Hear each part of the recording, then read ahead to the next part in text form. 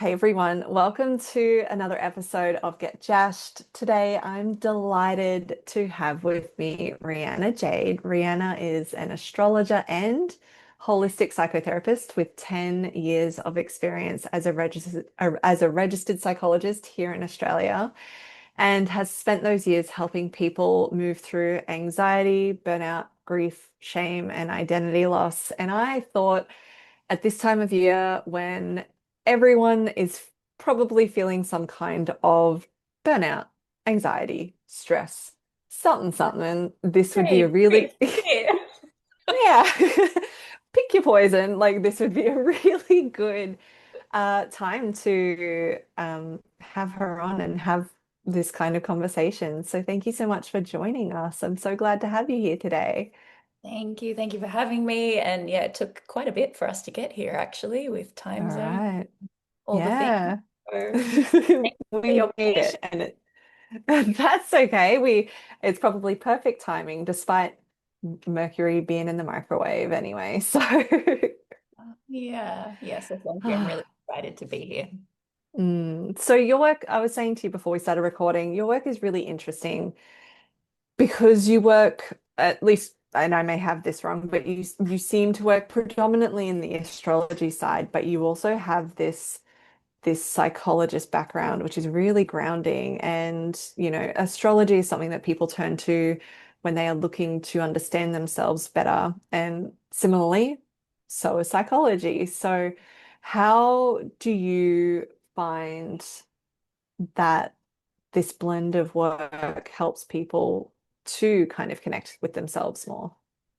I love that the astrology gives us another language to work with, essentially. Mm, And sometimes we need that point of separation. It can be a lot to look at ourselves in psychology. But if we say, look, why don't we look at your chart? And I can tell you a bit about how you process things emotionally, or how you intellectually understand things, or what some of the mm, core wounds for you might be. And sometimes just having that point of separation allows us to look at something from a more objective lens, or from a little bit more of a detached lens. So then we can actually lean in and embody a lot of the information that is on offer for us. So that's what I really love about it. And astrology has a strong sense of mythology as well. So it can really connect with people spiritually, religiously, intellectually, emotionally. There is just so many ways that we can connect. And it's always been a lifelong dream of mine because I've been interested in psychology and astrology since I was a kid. To me, mm. it was a no-brainer to merge them. It didn't make sense to keep them separate, to be honest. So that was what Yeah. I wanted to do. That actually, the way you explain that makes perfect sense because we know, like, forever and ever, and even in some schooling curriculums, like, they'll use Greek tragedies and the old Greek stories as the fables, as and I'm not an expert. Like, I like, in terms of like, are they explicitly, documented and all of this? But these are things that regardless of anything else, give us that point of, like you said, that separation from ourselves. So maybe it's a little less confronting to kind of find an archetype or a messaging in something that helps us understand ourselves better as Correct. well, and using this as a reflection. And I think Yes. that can be a really helpful lens for people to see it through Yeah. as well in that way, especially when we're feeling stressed and we want, like the solution and the thing that helps to quote Mhm. fix us as well. Yeah. Exactly. And I think archetype is the perfect word, actually. That's Mm, definitely because you can have the archetype of a planet, you can have the archetype of a sign, you can have, yeah. yeah, there's so many different ways to look at it. So yeah, I think that's the perfect way to explain it. That's really cool. So like I mentioned, and you talk about this a lot as well in what you share, but you do work a lot with people with anxiety and burnout, and as we said, grief and shame and identity loss and all of these big feelings. Mm. What patterns do you see right now most in, people who quote high achieving or like caregivers or have a lot on their shoulders or on their to-do list?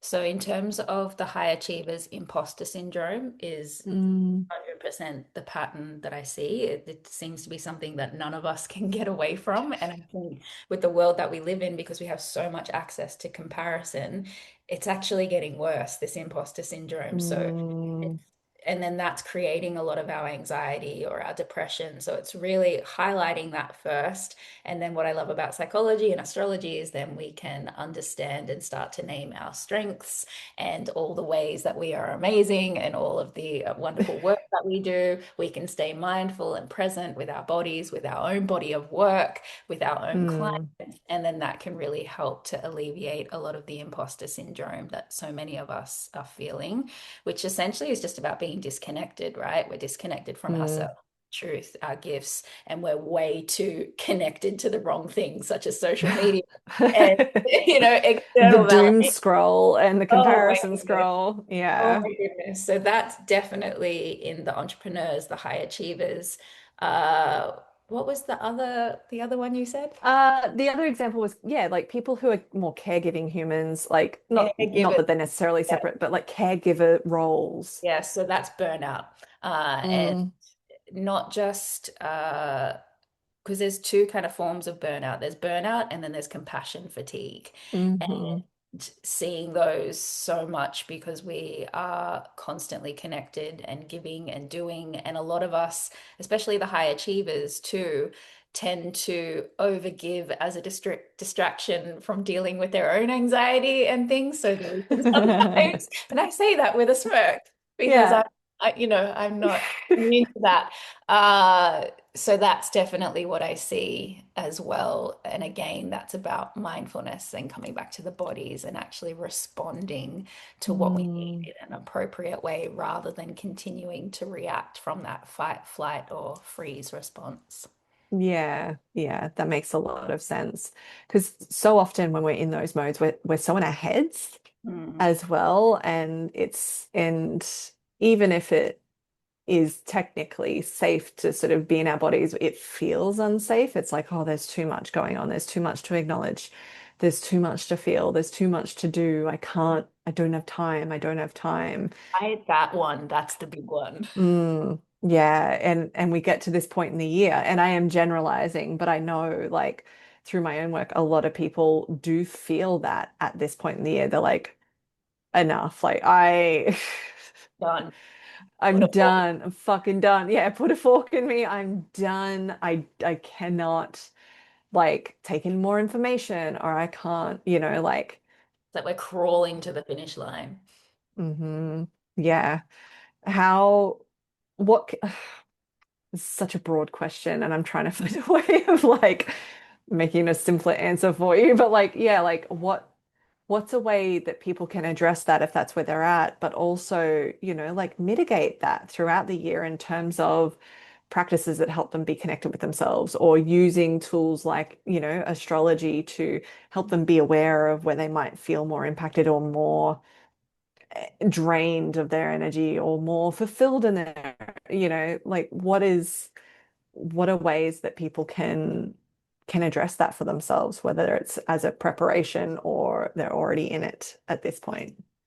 So astrology, 100%. It literally gives Mm. us a map, and probably the easiest thing to work with is the moons. So we've got the new moon and the full moon every month, and they're a great release point, reflection point, and also a great intention setting point. So you can really narrow it down to how about I just focus on the next 4 weeks, Ah, or we yeah. can or we can focus on 6 months because we've just had the Scorpio new moon, and in 6 months' time we'll have the Scorpio full moon. So you can Mm. even narrow it down or broaden it out to 6 months. So, astrology, I mean, it's my go-to all the time. And you can map out your year, your month, your week. There's so many ways to work with it. You can get a reading, you can start to notice how you feel in certain times of the month. So Mm. that's a really great broad way. But I do understand that astrology can also feel really overwhelming and it can be like, where the hell do I start? Which is why, start with the moon. That's a super easy. Mm.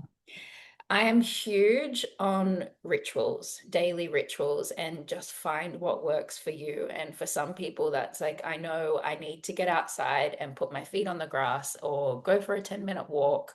For me personally, I start my day with a visualization meditation, my own little thing that I do. My Mm, chakras, just to really get into my body. I have a practice at the end of the day where I'm calling my energy back to me. So it can be a little bit more spiritual and woo woo, or it can be really practical and as simple as I know I need to get to the gym or go for a walk, or I know I need to call a friend. So it's just finding those little grounding rituals that actually bring you back to you and mm, remember who you are and why you're here and get you back in your body and in the present moment. And it's in that way that we're then responding rather than reacting. yeah.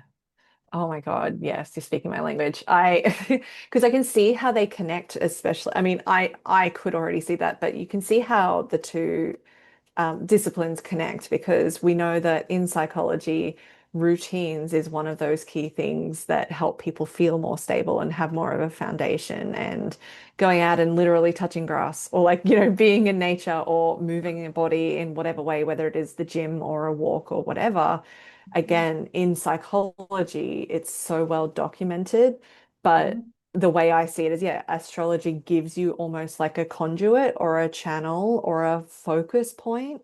Yeah. If that feels good for you to go, oh, like what is not just my body? Like you said, what if it's the chakra system and I sort of feel into this aspect of myself? And it's Mhm. like the parts of it, right? It's like, oh, parts of myself. If I feel into my sense of self or how I love and receive love or how I express myself, any of those things are all, I don't want to say just parts of ourselves, but they are all Yeah. parts of ourselves and it works as that conduit and sometimes that helps give our mind that focus point too, rather than Yeah. just, oh, what I have to just sit down Yeah. and Do I breathe? Do I write? Do I yeah, need what to do I do? get And my water? mind's busy and am I Yeah, doing it wrong because my mind's busy? It's like, no, no, that's just humaning. exactly. And then this is where, like you said, astrology, there's a planet for each day of the week. So Friday is Mm. Venus. So it's like, okay, I'm going to do self-care today because Venus is all about beauty and love and values. Where, Monday is the moon, and it's like, okay, I might be a bit more emotional today. I'm going to be really gentle with myself and cook a Mm, meal. And so it can literally be as simple as that. It's like, what planet is it today? And I'll align to something that yeah. planet. Yeah. That helps gives us a bit of structure, especially when we don't know where to start too. And Mhm. again, like especially if it can happen at any time of year. So even if anyone's listening or watching this, um, in the middle of the year or at the beginning of the year, it doesn't have to be in Yeah. at the end of the year where when we're recording it, but it can give us that structure that helps us go like feel it like when we're feeling overwhelmed, like you said, we don't know where to start Mm. and we feel all heady. So it's like, all right, well, what if we start with the simplest thing? Something that just helps, gives us a little bit of guidance, a little bit of those like the bumper rails almost, so that we Yeah. can get moving along. Yeah. Yeah. And when all else fails, take a deep breath. Please. Just Yeah. breathe. First and foremost, Yeah. breathe. The simplest one, the one we forget most of the time, is just breathe. Honestly, I watch it with my clients in psychology. I'm like, breathe, like they're holding their breath and they don't even realize. And it's like, okay, take a breath. Yeah, And they rush it. It's like, just take your time. Actually, just stop and take some breaths. And you literally see their energy change and their shoulders drop and them kind of melt and like, oh, okay, wow, I'm here. yeah, yeah. And I know that feeling. I'm like, oh yeah, that's such a good feeling. Yeah. So what do you find like when you're working with people in this blend as well, what do you find shifts when someone starts making decisions from that place of feeling into their truth instead of maybe the fear or the obligation or the overwhelm or the whatever, the heightened feelings? Mhm. The two things I see is one, confidence comes back because we're Mm, we're responding based on internal cues and our own intuition and our own instinct, and then everything's starting to align, and it's like, oh my goodness, and we start to trust. I see a spark come back. It's like, oh, everything gets to be easy again. A lot of the resistance fades away. People often come to psychology sessions and even the astrology sessions quite locked up and resistant. It's like Mm, frozen. It's like, I just don't know what to do. And there's so much fear. And when you start to break that down and you start to tune back into the cues of your body and those little nudges, and then you go and do that little thing and it works out, it's, yeah, the confidence that returns and the spark mm, that returns is epic. And I love watching it. I love seeing the clients come back and it's like, oh, there you are, there you are, there you are, there you are. It's like just yeah. of themselves every session.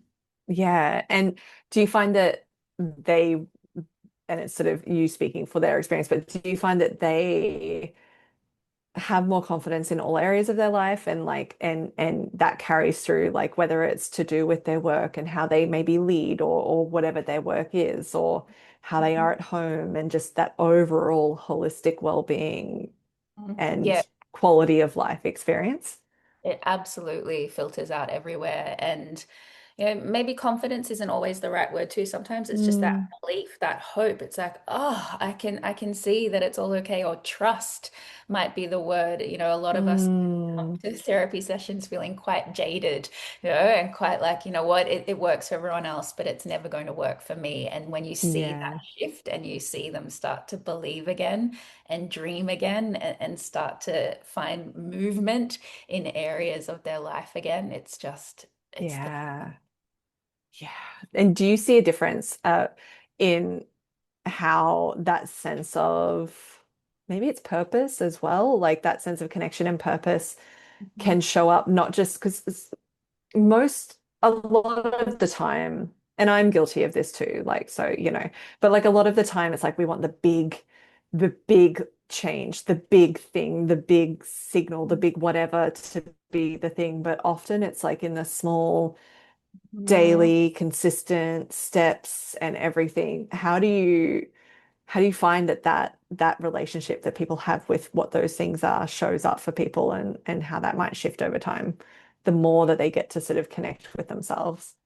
This is where what I love about retrograde seasons, right? Mm, So I'll often have this conversation with clients where they're automatic, like they're already running for the next thing once they're feeling good. And so I'm very yeah. big on arriving. I'm like, whoa, whoa, whoa, whoa, whoa. Why don't we just take a minute to actually land and see where you are now? And we'll have this little reflection session where I'm like, I want you to think about 12 months ago or 6 months ago, when you first came here and look at Yeah. where you are now, because so quickly we can go back into that imposter syndrome or comparison. It's like, yeah, but it's not enough. It's not enough. It's not enough. I'm like, but think of how you would have handled, that conversation or that opportunity 3 months ago or 6 months Yeah. ago. So it's so important that we arrive and that we land and that we think about, well, what cultivated this, what helped me get here, and to make sure that we're continuing to cultivate those things. And this is where the rituals and everything come in. It's like, we don't want to get Yeah. complacent now. If we know something works, we keep doing it, right? Yeah.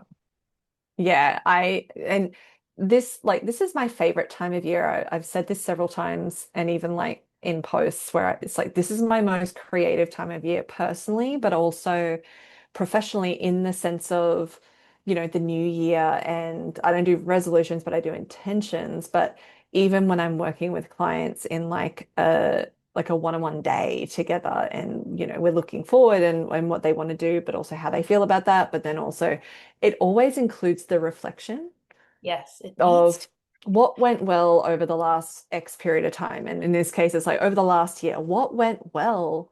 Like, Yeah. let's actually stop for a second. Because again, I'm guilty as hell of this because I love having a goal. Like, I genuinely relish in like having something to work towards and be like, oh my God, this is exciting. And like, like I Yeah. like having that drive and like an ambitious thing to do. But the risk there is exactly as you said, is like I can risk creating that self-perpetuating kind of I'm never going to get there because I am getting there, but because there's always something else. Like I never, I risk not pausing to actually check in. So that reflection of, A, what went well? What did Mm, I actually achieve? Like, what are the things that I actually did mm, and felt and brought myself to, So whether that's going through the calendar or going through my camera roll sometimes and just reminding myself of like that's why I love like the end of year posts that kind of like wrap up visually because it's a mm, therapy session for myself in the sense of, oh, I did all of this and navigated all of this. mm. And, you Because know, we forget, we right? forget, especially when we're stressed or just Yeah. busy. Yeah, we forget. And it's such a key part of looking forward, but like looking forward and moving forward from a place that's connected to ourselves, because otherwise, to me, it is disconnected. If we're Mm, trying to move forward towards something without actually connecting with the version of us of us who we are now, which is now, but also all of the things that have gotten us to here. It's mhm. like otherwise it's just disconnecting. No. And it's We're not getting the wisdom from it, it's like when you mm, see it and you're like, and you connect all those dots and you realize how much experience you've gained, then you bring the wisdom into the next piece. Even mm, the next goal is rather than just going through the motions, it's like, well, here's what I learned, here's what worked, here's what doesn't work, here's how I know I can do it more quickly. Not to rush, but it's just like I can yeah. actually accept things now and do things with true embodied experience. Yeah, and it is that embodied experience of it. And I think this is also what helps me overcome moments of imposter syndrome. Mm-hmm. Because if I'm just caught up in it, then I'm going to feel it or I'm going to think it. But if I actually sit back and remind myself of some of the things I've achieved that especially that are related to the thing I might feel imposter syndrome about, it's like, well, duh, of course I'm capable of this. Like I've done the like X, Y, Z, and I've done blah, blah, blah, and I've navigated all of this. Like, of course I have the capacity or the capability or the skills or all three to do this now. Like, Yeah, eh, it, absolutely. It's yeah, connected. It's yeah, not, but when we're not connected in that way, like you say, right, we put it down to chance or fluke or, that was just lucky. I don't know how I did that. But it's like, of yeah. course I know how I did that. Look at everything I just did. Yeah, yeah. Look at all it. Yeah, exactly. Because that's my least favorite thing is being told. Usually it's not me saying it, but like being told like, oh, you're so lucky if I get an opportunity or something. And I'm like, oh, I know that Mm. this is well-meaning, but And actually, actually I fucking worked my ass off for this. So like, I know exactly what you mean. like I am fortunate but not lucky out of nowhere. Like I may be in the energy of, but me doing the work to put myself in this position to be ready to receive that opportunity or that thing or that whatever, I played my role in that luck. Like, Yeah, yeah, did. I did the work. This is fine, guys, and it's okay to acknowledge. And I don't know, I think that's so important to sort of have the balance of, I think about like high achieving people in particular, to have the balance of acknowledgement of, oh yes, we get to be fortunate. Some like, maybe that's fortunate in privilege, maybe that's fortunate in certain ways. And most of the time we've played a significant role. And it is the balance too, because like, if people just worked hard also, then a lot more people would be a lot wealthier in many ways than what they are. So, it's such a balance of that, the both end of our whole experience and our whole connection with ourselves and not blaming ourselves entirely either. And you've just explained beautifully, I talk about this in astrology as well. It's like, yes, we have our birth chart and we have these Mm, opportunities, but just because they're there in the chart doesn't mean we'll do anything with them. We still have to put in our 50%. We still have to put yeah. and our effort. So, yes, there could be a lucky planet doing something, there could be an unlucky planet doing something, but whether or not we do anything with it, we always have Mm, free will. So, there is always that balance, that there is always that mixture of what are we putting into it to give opportunities, get opportunities, to work with the universe, to work with life, whatever terminology you want to use. yeah. And even like you said, success doesn't happen from nothing. It requires hard work, but it gets to be fun and we get to Yeah. out with all the other things as well. So I think you just really beautifully summed up not just life in general, but another way of summing up astrology and how it Mm. well. Yeah, thank you. I think because this is sort of another question I have for you too, because I know, I don't know if yeah, if you experience this in your field as much anyway, but I know there are people who are skeptical of astrology and they're very, like very certain brained and that's okay, but it might be the people that sort of criticize and say things like, oh, well, like everyone blames everything on Mercury being in retrograde, for example, and take no responsibility Yeah. and I'm sure that that can be the case for some people, but that's not my relationship with it. And I know it's not your relationship with it either, just knowing what I know about you.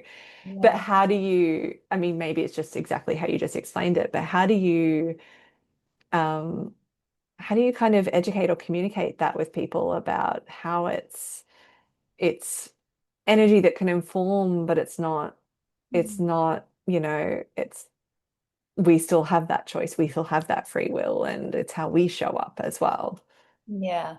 So it's just about finding the language. Well, firstly, I'm never going to try and convert someone. If Mm. they believe in it, they don't believe in it. But I always just say, it's just this language, and it's not really any different to metaphysics, or Mm. a branch of science over here. It's just finding the language. And like religion, like science, like anything, we are all saying the exact same thing. We've just found a different language to say it in, Yeah. essentially. So some Yeah. people will resonate with the language of astrology. Some people will resonate with the language of science. And I know the scientists out there are going to be like, astrology is not science. But there are things in metaphysics and physics where I'm sorry, but it's energy. And we are talking about the same thing. And Well, yeah, atoms are right? energy. Like, It's the same thing. And this is not, a whim that I'm like, oh, astrology is cool, I'm going to talk about it. This is literally a lifelong. I've been gobbling up books and information on this since I was 9 years old. And I mm, just see it. And yes, some people could argue, but you're looking for it, so you're going to see those patterns. But I am inherently skeptical in a lot of ways, and I try to avoid the patterns because I'll be like, uh-oh, I don't want Pluto fucking with my gem. No, no, no, that's not a thing. That's not a thing. And yeah. then lo and Same. behold, you look back and you're like, yeah, it's fucking a thing. It's definitely. Mm, So I can't escape it, even when I try to avoid looking at the astrology, even when I go back 10 years, 15 years, 20 years, and I look at what was going on, it is just confirmed again and again and again and again and again. The way these planets work, the way they interact with us, the way we're impacted by them. So for me, it's not woo-woo. It's not this mm. la la magical stuff. I literally see it confirmed through years and years and years of reflection and research. So to me, it is real. It is unapologetic Yeah, and real. of course, like, and you've approached it from this perspective of, like you said, it's not just because I'm the same. I don't like getting on board with trends. And I don't know if it's like a don't tell me what to do part of me or like whatever it is. It's like, oh no, like I don't want to buy it. Like I'm not going to get on the bandwagon there. But when you do pause and then use reflection and retrospection, you kind of get to see like, okay, there's a pattern there. Like, and Absolutely a button. we can see. Yeah. And yeah, and I think that's good because like if it's something that like he's like, yeah, no one's forced into anything here, but like if it's something that resonates with you, it gets to be another conduit to understanding how you can then respond and navigate things. Like the simplest one for me is Mercury retrograde. Like Yeah. I'm a Gemini sun, so like ruling planet is Mercury, so it's Oh, fun. And but it's like, oh, I just know to sort of if I'm prepared before or at least while it's just entered shadow, like the pre-shadow, mhm. then if I sort of get things done that I like, start preparing things in advance of that, then my life just runs smoother. And even if you don't believe in it, Mm. my life still runs smoother. Like, so it's like, why, yeah, it's just a conduit to helping, like, oh, it helps me be a bit more organized with some things. And then Right. that equals smoothness. Yeah. Amazing. Yeah. Sick. Yeah, it's so good. So for people who are interested in, like, their star signs and everything like that. So there's the sun, rising, and moon signs. And Mhm. I know not everyone is sort of across rising and moon. Usually people just go with the sun sign. Mhm. Um, Personally, recently, in the last few months, I have started prioritizing more of my rising sign when it comes to like reading, like insights or, like Yeah. horoscopes or whatever it I read is. for my rising sign, not for my sun. Yeah. It's way more accurate. Yeah. And like I've forever gone from my sun sign because there's a lot of familiarity there as well. But yeah, once I switched to sort of prioritizing the rising sign, I Mhm. have felt so much more grounded in understanding Mhm. how I operate, and it's felt so much more resonant. So, like, how would you explain? I don't know if the purpose is the right word, but I can't think of a better one. So, like, the purpose of Yeah. sun, rising, or moon for each of us, because I know that they sort of all connect to a different aspect of us, perhaps is the right way to explain it. So, Yeah, no, it yeah. absolutely is. So the sun is our core identity. It's our truest sense of self. But more often than not, it's that part of ourselves that only our closest people see, the people that we Mm. really trust to see all the ins and outs of us. Whereas our rising sign, we describe it as the mask that we wear. So this is the energy that's presented to the world, which is why, I said to you, I'm like, but I get water from you and you're a Pisces Yeah. thing, so people get that beautiful feminine, that empathy, that intuition, and then the people who really know you are like, oh my God, you have so much knowledge and information, and they get that real Gemini energy of you, and you're so fun and all these things, but you can be really Yeah. connected and sensitive for your clients with that Pisces rising. Our moon is our emotions, and it's what nurtures and nourishes us. So you're a Capricorn moon, right? So you're very grounding for other people, but to nurture and nourish yourself, you do need to get out in nature, and you do need practicality, and you do need lists and plans and goals. That's actually what nurtures and nourishes you. So this is how the planets, they're nuanced, and they impact us in different ways. But in terms of what you were talking about in reading, if we're just talking about horoscopes, so you're reading Mm. on the internet or in magazines, the rising sign is actually the most important. And this is probably where I might lose a few people based on the birth chart. And in the birth chart, there are these things called houses, and there are 12 of them, and they relate to a different area of life or topics and themes in life. And your rising sign is actually the first house. And when we do horoscopes, we're basing it on houses. So we're actually basing it from that first house and able to say, okay, because you're Pisces rising, it's actually your seventh house that is impacted at the moment. So if you were actually doing that from your sun, it would be the wrong area of life. So you'd still resonate with a lot of the things that they're saying, but it'd be like, but actually, it's not my relationships, it's work that Mm. I'm feeling things in. So this is where it's way more accurate to actually read your rising sign so that you're getting the right topics and themes and areas of life that are impacted from month to month with the horoscopes. Mm. That's a great explanation because it, like, even describing the difference in the versions of self between the three, Yeah. as you were saying, and I know you were sort of specifically saying mine, so of course it resonated, but like as you were saying, I'm like, that makes sense because like people describe me as predominantly like the soft and like, the nurturing, the caring and all that. I'm like, well, yes, yes, but there's, like there's also the very like um information Yeah. and like the twin Research. energy of, oh, there's like let's do this, but it's not my like, Yeah. yeah, that all and then how I nurture myself is spot on.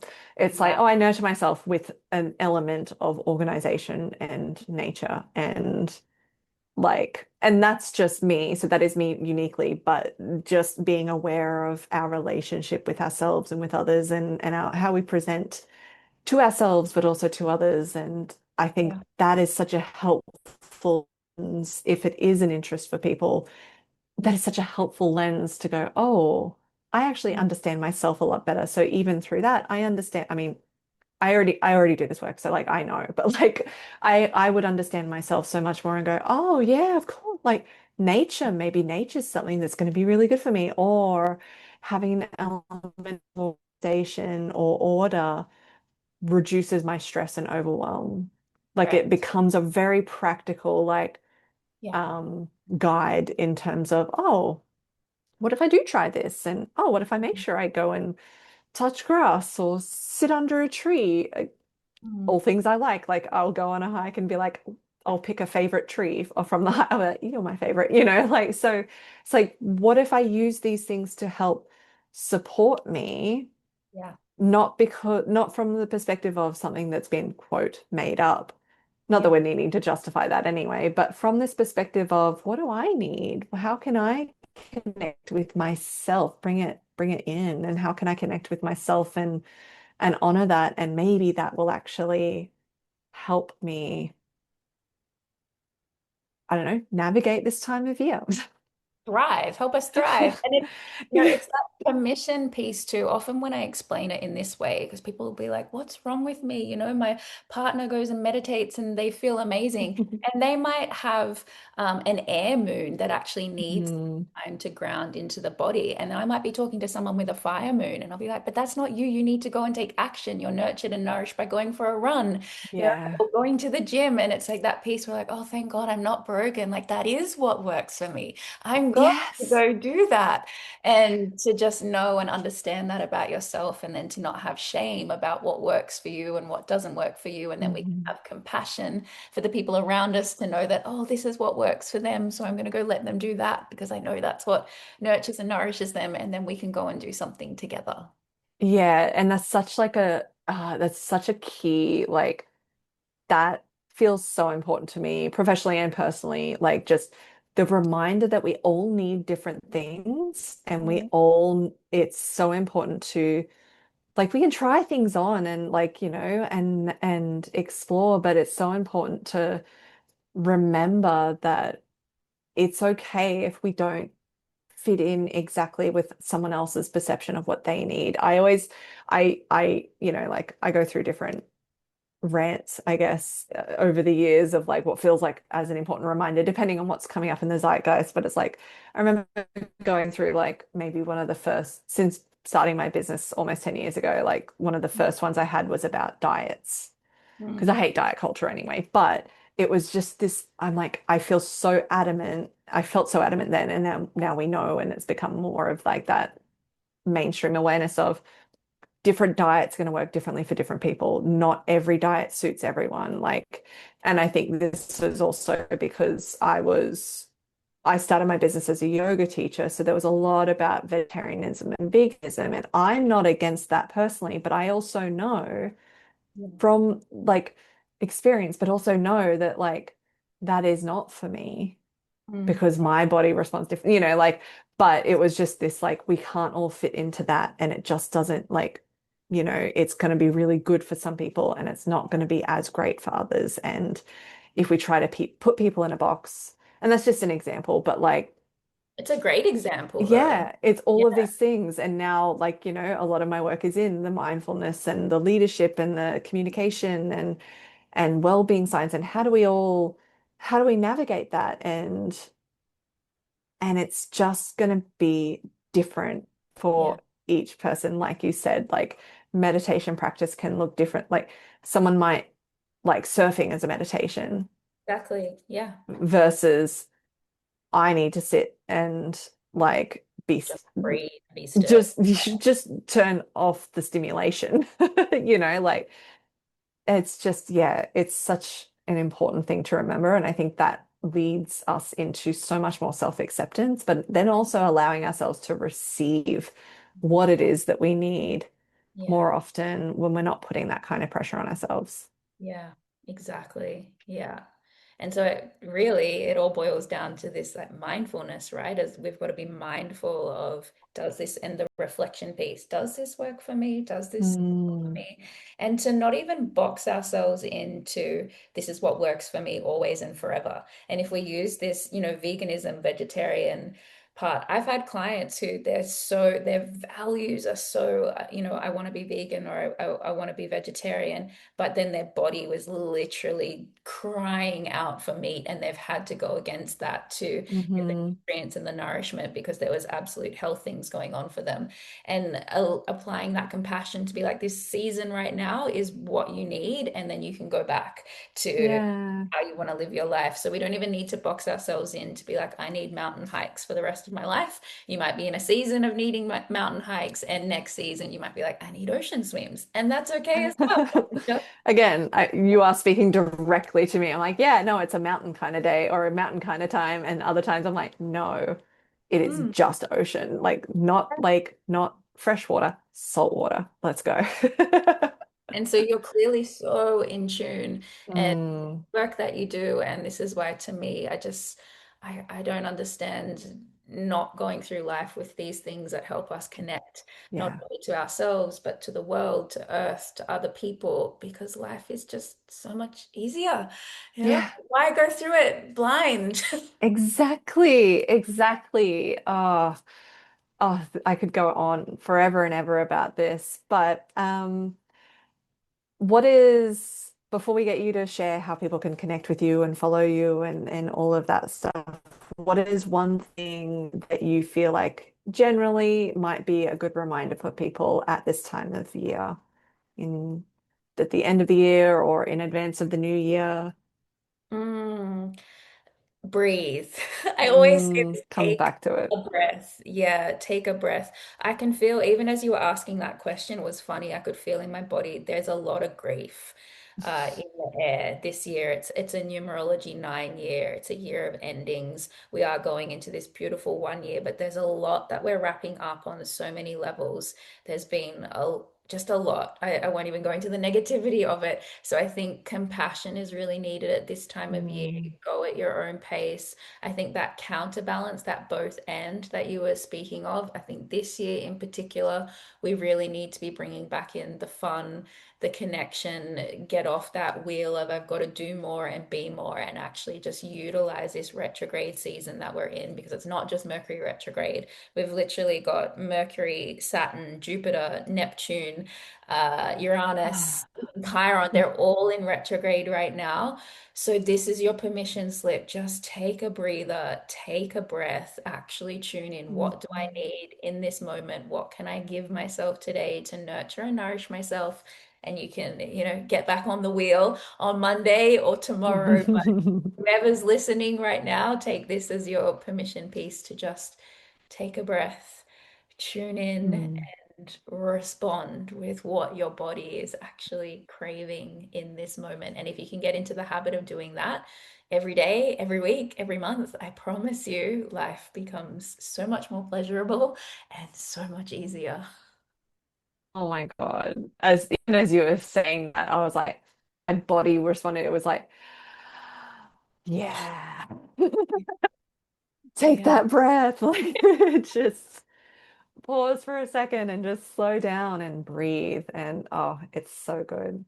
So, Yeah. where can people find you? How can they connect with you if they want to work with you or explore any of your services or just follow you and everything that you share anyway? Where can they find you?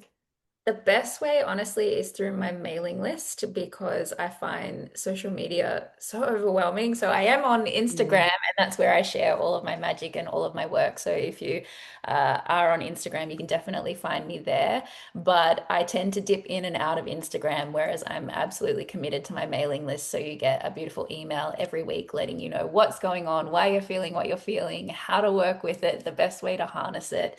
So that would be my hot tip to get on that mailing list. And you can find that through my Instagram or through my website, rhiannajade.com, where you can learn all about me and find all the different ways that you can work with me. But yeah, that mailing list is just that little love note in your inbox every week that I love to share. Amazing. I'll include the links also in the show notes so that way it's easier for people to access. But oh, thank you so much for joining, for your time, for sharing, for your energy. It's so appreciated. We made it. We got here.